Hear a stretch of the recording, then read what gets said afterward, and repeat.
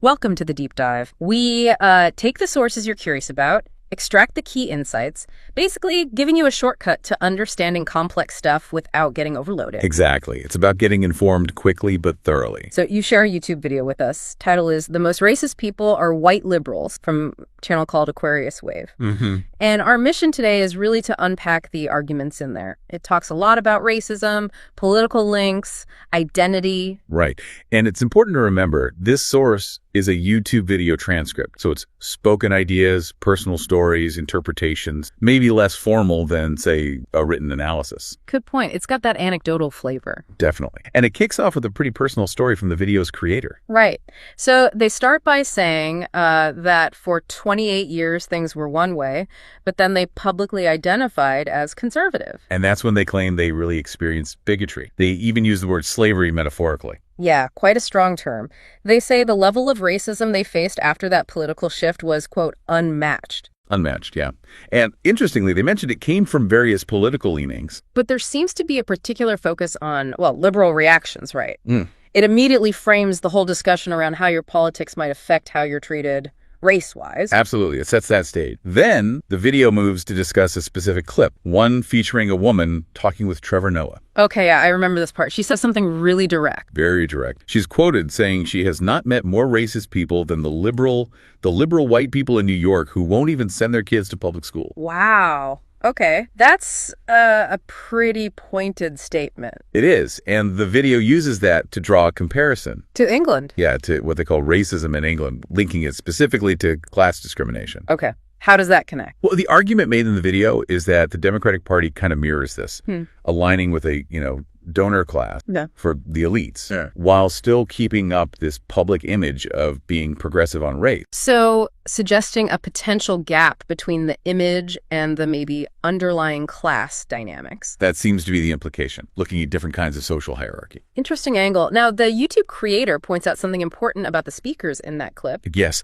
that they actually identify as liberals themselves. Right, which adds another layer, doesn't it? The criticism is coming from within that group, supposedly. Exactly. It sort of frames it as an internal critique, maybe highlighting perceived inconsistencies or, hypocrisies within liberal circles. Okay. So building on this idea of gaps between words and actions, the video then kind of goes historical. It does. It takes a look at the Democratic Party's past, specifically focusing on Lyndon Baines Johnson, LBJ, and the Great Society. And this is where the interpretation gets, well, pretty specific and maybe controversial for some. You could say that. The video straight up claims LBJ was a devout racist. Devout? Wow. Yeah, and that his support for civil rights laws wasn't genuine, but purely for political gain, political expediency. So painting a picture of the Democratic Party historically using a, quote, mask of tolerance. That's the narrative presented. Now, obviously, historians have complex views on LBJ's motivations, political pragmatism, maybe a genuine shift later on. Yeah. It's debated. Sure, historical figures are rarely simple,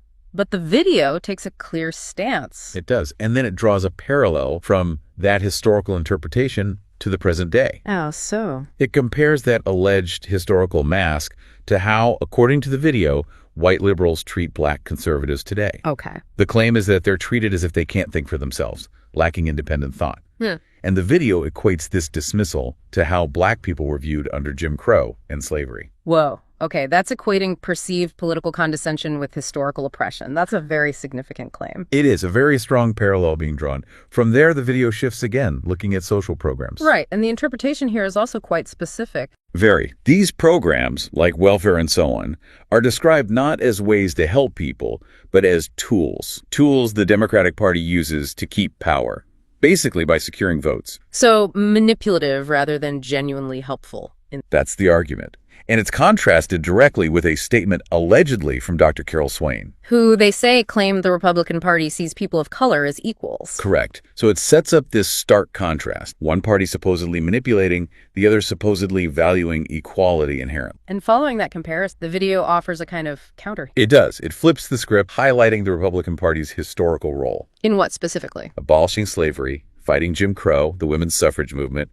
It lists these and explicitly tells you, the listener, to go verify this history. Check it out for yourself. So encouraging independent research into that side of the story. Yeah, it's a call to look at the primary sources, different historical accounts, and form your own view, which is always good advice with complex history. Definitely. Then there's an analogy about government efficiency and Donald Trump. Right. The argument put forward is that Trump got flack for actually doing things related to government efficiency. Things that Democrats had supposedly talked about for ages but never acted on. That's the claim. The implication seems to be that if Democrats were really focused on helping marginalized groups, they would have tackled these efficiency issues sooner. It questions the sincerity behind the political talk versus the actual policy follow-through.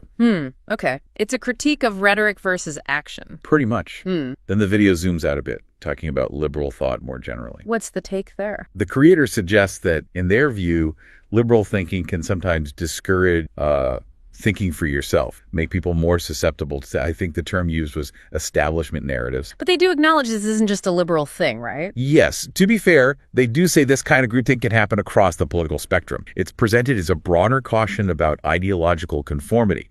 Okay, a more nuanced point there. Then it gets personal again, with experiences in a specific place. The Bay Area. The creator talks about living there and perceiving what they call subtle nuances of racism. Subtle nuances. As opposed to what they describe as a lack of blatant, outright racism they apparently experienced in the South and other. Interesting contrast. And they also mentioned being skeptical about sundown towns. Yeah, casting some doubt on that historical concept, too. So these are personal anecdotes, offering a specific viewpoint on how racism might look or feel different depending on the region.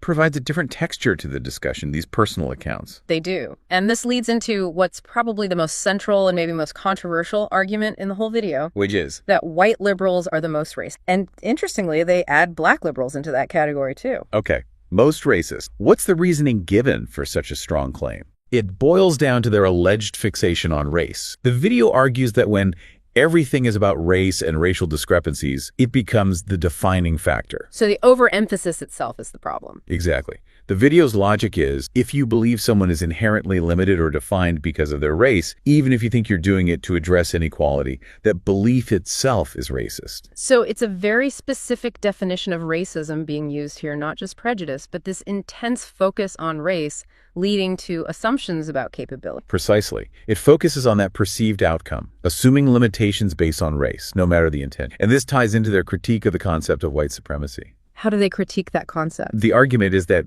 constantly talking about white supremacy as the main barrier might, counterintuitively, perpetuate the idea that race is the be-all and end-all explanation for why black people might face challenges. So potentially overshadowing other factors, or even actual instances of white supremacy. Kind of. The idea seems to be that this constant focus on systemic racism might inadvertently downplay individual agency or other contributing factors. It's a complex argument about focus and framing. Okay, so what factors does the video suggest should be considered instead, or at least alongside race? Well, it lists things like education, qualifications, cultural values, individual actions, personal intentions. Especially when looking at fields where certain groups might be overrepresented. Exactly. It's pushing for a more multifaceted view of why people succeed or face disparity beyond just the racial. A more maybe holistic approach incorporating individual and cultural aspects too. That seems to be the goal. Then there's another analogy, comparing early immigrants and settlers to the modern social safety net. Yeah. The early arrivals are portrayed as, rugged individuals, self-reliant, building things through sheer hard work. And the safety net. It's presented, though, the video creator kind of distances themselves from this a bit as a system that might end up babysitting people.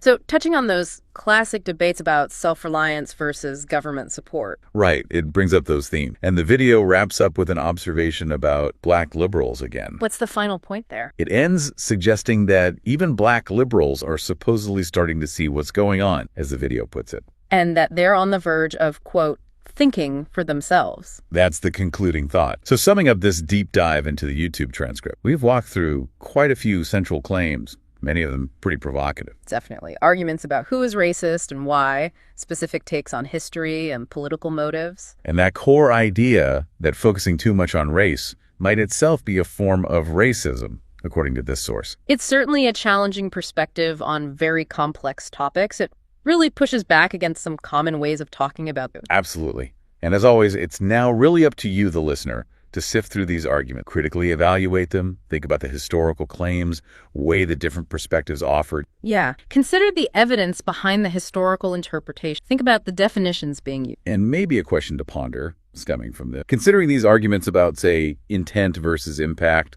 or the complexities of looking at history, how can we best understand and maybe talk about the inequalities we still see today? That's a good question. If, as argued here, a primary focus on race is seen as problematic, what other frameworks might be useful for discussing societal disparities? Lots to think about there. We definitely encourage you to keep exploring these ideas, maybe do some of that historical digging the video suggested, and continue forming your own informed perspective. Thanks for taking this deep dive with us today.